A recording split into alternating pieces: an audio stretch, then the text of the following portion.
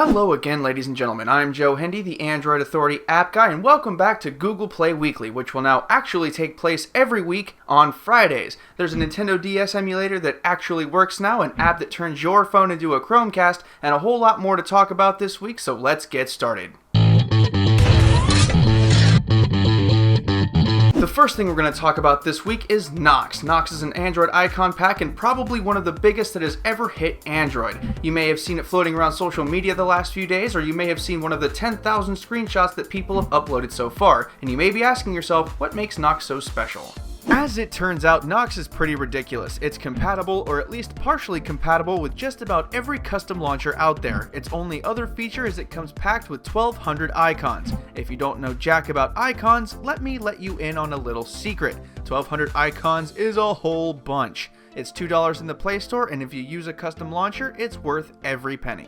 A lot of people were aware that push-to-talk was kind of on its way out. We all thought it was being laid to rest finally when Sprint put Nextel down earlier this year. However, WhatsApp is bringing it back to its 300 million users, and believe it or not, it's actually getting popular again. The update should have rolled out to all major platforms by now. Using it is really simple. You just push the microphone button, record a short message, and it sends it as soon as you release the button. It's nice and easy to use, and if you are into these kind of walkie-talkie things, it gives you yet another way to communicate. It's almost football season, and Gameloft is celebrating by releasing NFL Pro 14, the latest installment in their NFL Pro series. It's not out yet, but they have released a teaser trailer that shows some of the actual gameplay. It's pretty nice, and we're going to take a look at it right now. The graphics look nice and the gameplay actually looks pretty good. In the truest definition of a teaser, it doesn't explain much, if anything. There is a really epic slow motion field goal followed by about 40 seconds of players recovering fumbles and being tackled. It does advertise a new social feature that uses leaderboards. We do hope it's Google Play Games Services leaderboards because, well, that's what it's there for. So who likes a good shooter? I know I do, and a popular shooter called, and I'm probably pronouncing this wrong, Sign Mora was released to the Google Play Store recently. It's about time they got it over there, as even Windows Phone got a port first. Seriously, Windows Phone. But hey, better late than never, right? The game is touted for its awesome graphics and generally fun gameplay. The most unique concept is the absence of player health. Instead, a timer ticks down and it goes down faster when you take damage. Most people think the storyline kinda sucks, but if you're playing a shoot 'em up for the storyline, you're already doing it wrong. Last on our docket this week is an update to the actual Google Play Store. It was updated to version 3.4.10, and it did bring a few changes. It's not a huge update with a bunch of huge changes, but we wouldn't be much of a Google Play show if we didn't cover Google Play updates.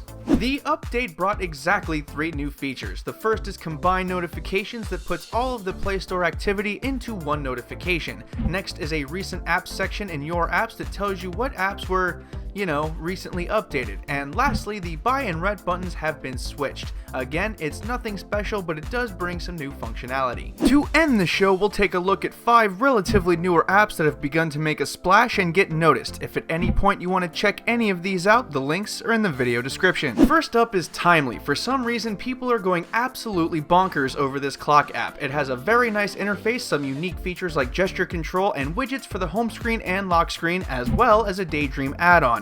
There are in-app purchases, which seems just wrong for a clock app, but people still seem to like it. Also, its referral code spam campaign will probably get a little worse before it gets any better. But hey, if you're not into watching time go by, you can instead use your Android phone to cast YouTube to your television. An app called Cheapcast is out, and it essentially turns your Android phone into a Chromecast. The DRM stuff like Netflix isn't available yet, but if you're like me and waiting for the Chromecast to get back into stock, then this may help take the pain out of waiting. Speaking of the pain of waiting, the Nintendo DS now finally has a capable emulator on Android. It's called Drastic DS Emulator, and it actually works pretty well. It's a little pricey at around $8 US, but sometimes quality costs money, and it's money well spent if you're a fan of the DS. Games are wonderful, and our next app, and I hope I'm getting this right, rymdkapsel, is probably one of the most unique ones out there. It's a strategy game that doesn't focus so much on attack and defense, but on players building the best bases possible. Despite its simplistic gameplay, gameplay and graphics, the game is truly excellent. If you're into strategy, you don't want to miss this one. The last in our trending category this week is an app called Spy Camera Pro. This nifty little camera app takes pictures and, on some devices, records video without it showing up on your screen.